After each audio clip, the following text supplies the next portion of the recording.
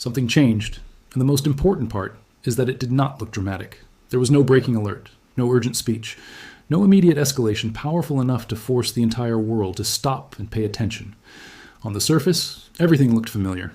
The same tensions, the same language, the same predictable back and forth that has shaped the relationship between Washington and Tehran for years. But beneath that surface, something far more strategic was unfolding. A move that did not look like a move.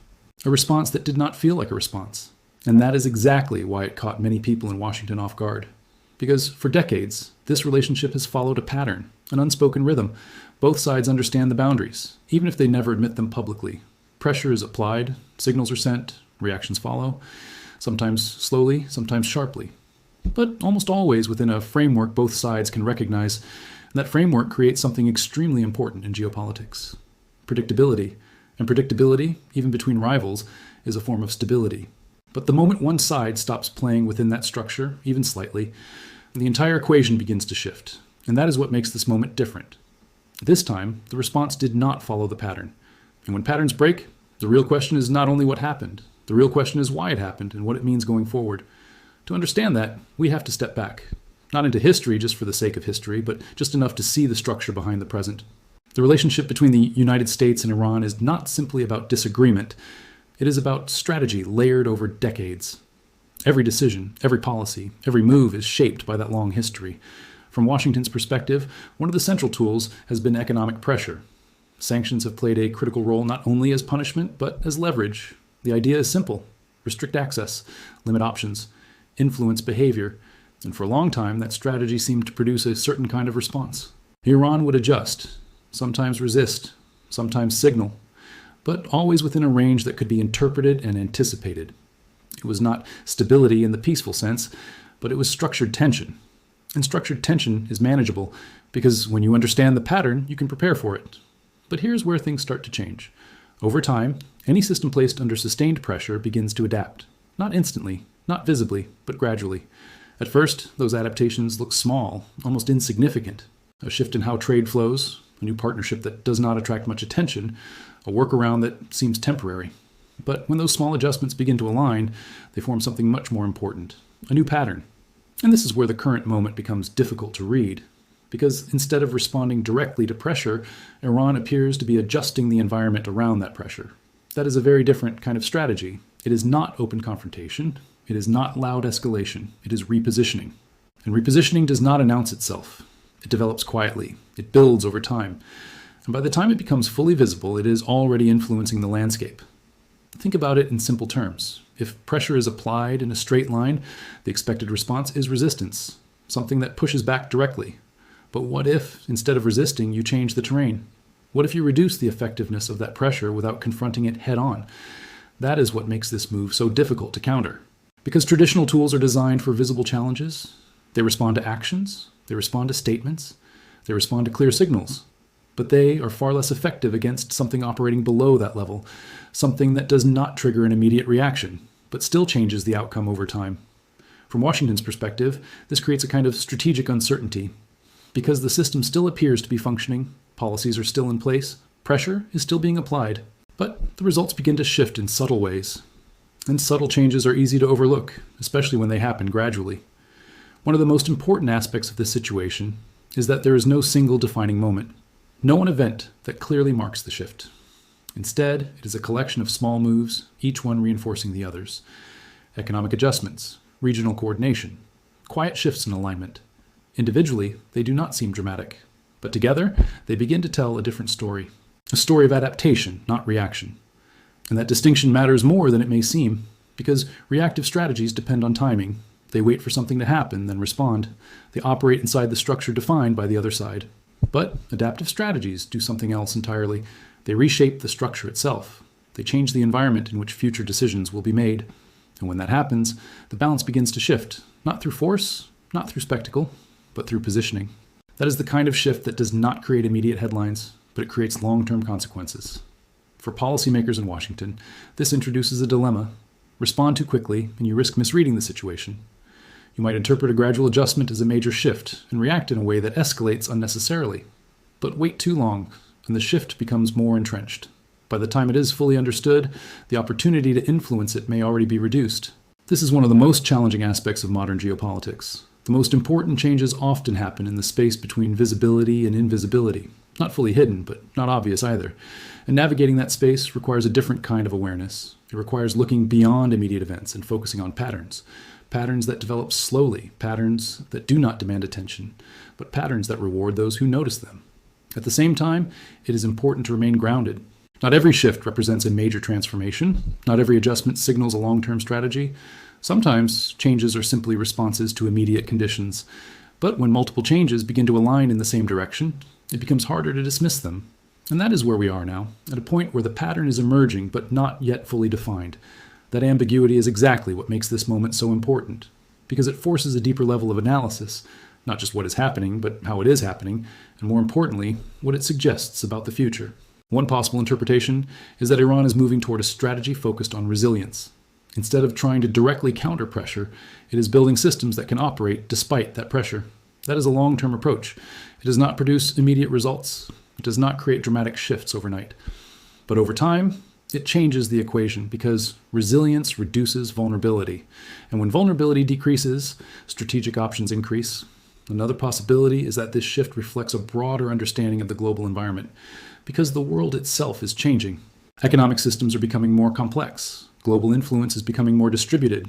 Traditional structures are being tested in new ways. And in that kind of environment, strategies that once worked may need to evolve. They may need to adapt to new realities. And that adaptation can take many forms. Some visible, some not.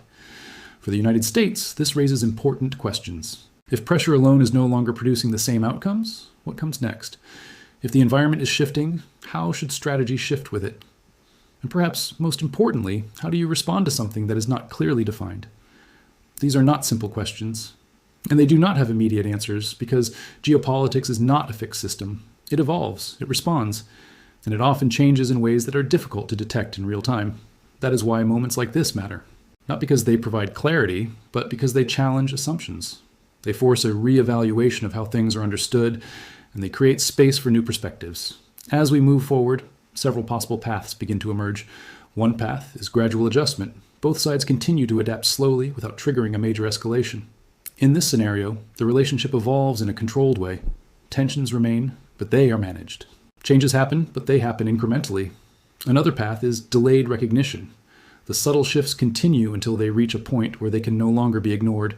At that moment, the situation becomes clearer, but also more volatile, because sudden clarity can lead to sudden reaction, and sudden reactions are harder to control. There's also the possibility that external factors influence the outcome. Other global powers, regional developments, economic changes, all of these can shape how the situation unfolds. Because no relationship exists in isolation. Every relationship is part of a larger system, and that system has its own dynamics, its own pressures, its own momentum. Understanding that system is key to understanding what happens next, because it provides context. It explains why certain moves are made and why others are avoided. It also helps explain why surprises happen, because surprises are rarely random. They are usually the result of something that was developing quietly over time, something that was not fully visible until it reached a certain point. And when it does, it changes how everything else is interpreted. That is what makes this moment different. Not the scale of the move, not the visibility of the action, but the shift in approach. A move that does not fit the expected pattern. A strategy that operates beneath the surface. And a change that forces a deeper question. Are we still looking at this situation the right way? Because if the lens is outdated, the interpretation will be flawed. And in geopolitics, flawed interpretation can lead to flawed decisions. And this is where the story becomes even more interesting.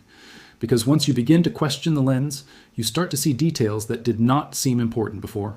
Small shifts begin to stand out. Connections that once looked routine begin to carry more weight. Patterns that were easy to ignore start to feel intentional.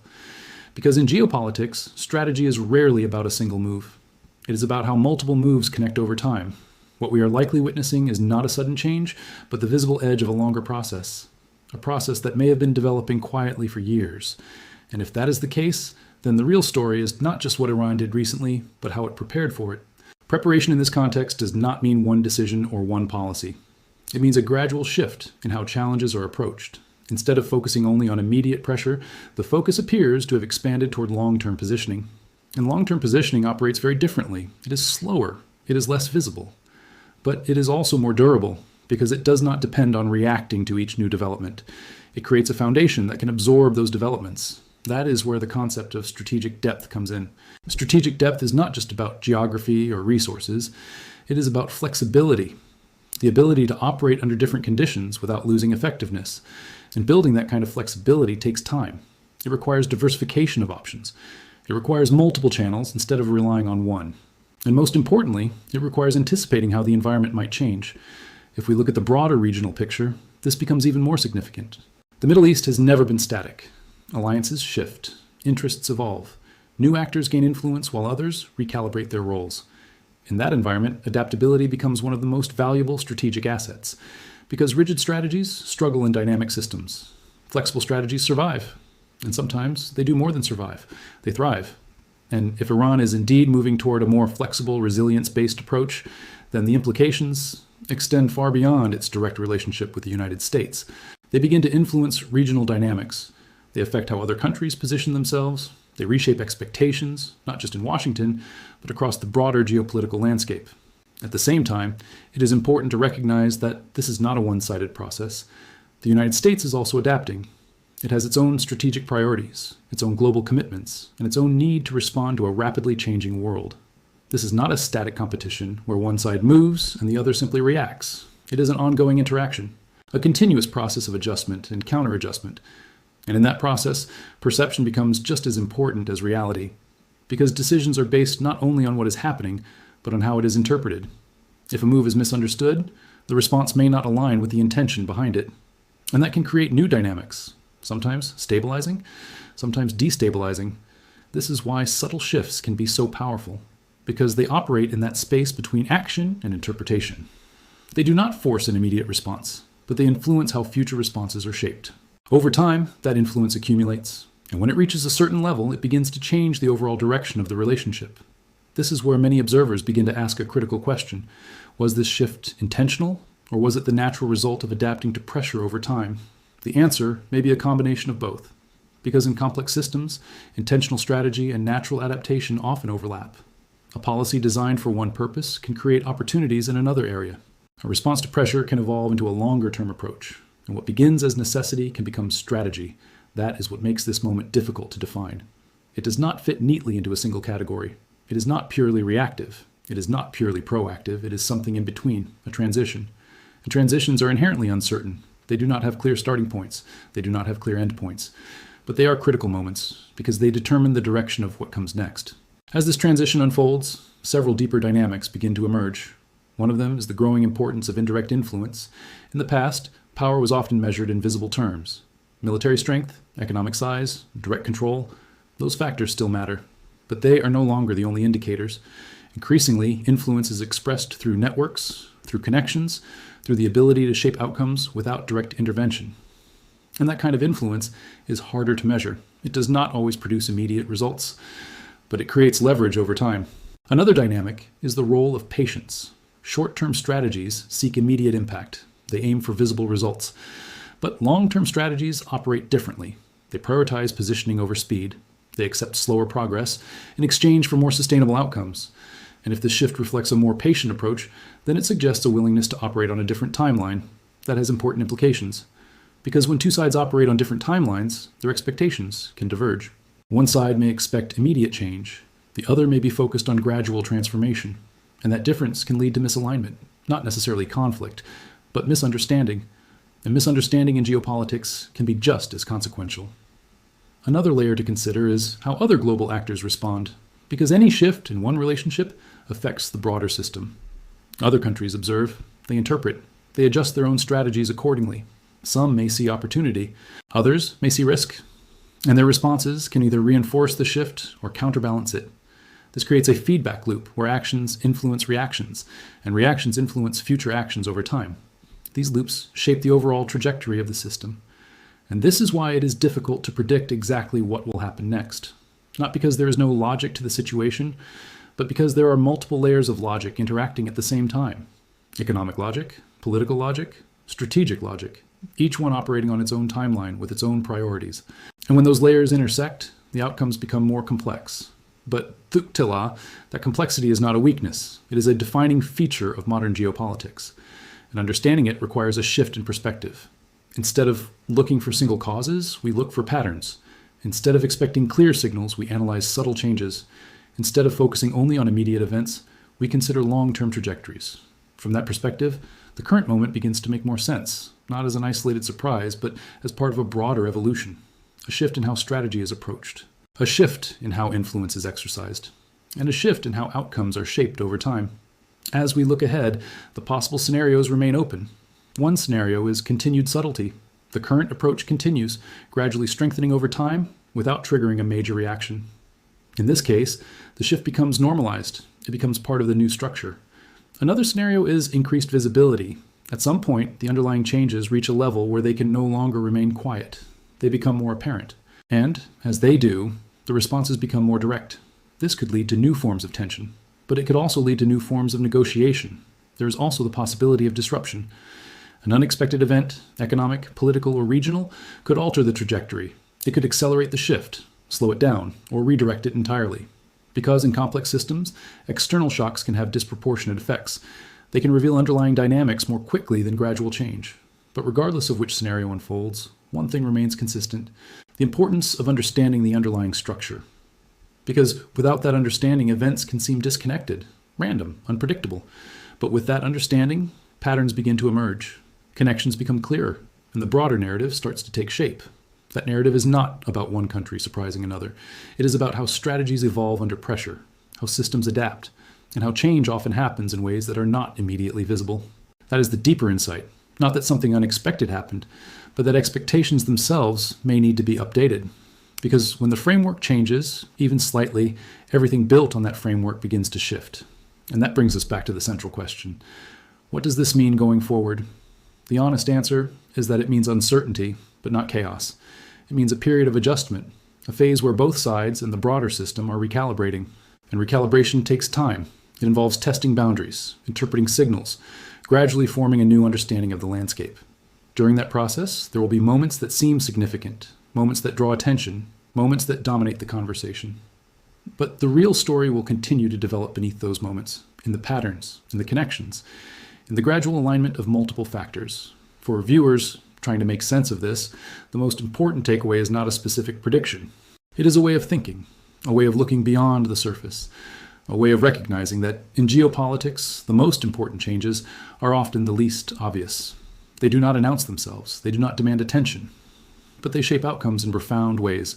And by the time they become fully visible, they are already influencing the direction of events. That is what makes this moment worth paying attention to. Not because it provides clear answers, but because it signals a shift in how the game is being played. A move away from the expected. A move toward something more subtle, more adaptive, and more difficult to interpret. And in a world where expectations guide decisions, a shift in expectations is never small. It changes how risks are calculated. It changes how strategies are designed. It changes how future moves are understood. So the real story here is not just about a single move. It is about a change in approach, a quiet adjustment that challenges long-standing assumptions and forces a deeper question. If the patterns we relied on are beginning to change, are we ready to recognize what they are changing into? Because the answer to that question will shape not just how the situation unfolds, but how we understand the next one. And Zhejiang Chu Ila, this is exactly why the quietest changes sometimes matter the most. They do not arrive with alarms. They do not arrive with dramatic speeches. They arrive slowly, almost silently, until one day the old map no longer explains the new terrain. And when that happens, the side that understands the terrain first is the side that holds the advantage. So keep watching the patterns. Keep questioning the old assumptions. And if this analysis gave you a clearer way to understand what is happening beneath the surface, leave your thoughts in the comments, like this video, and subscribe for more grounded breakdowns of military, political, and social shifts that rarely show their full meaning at first glance.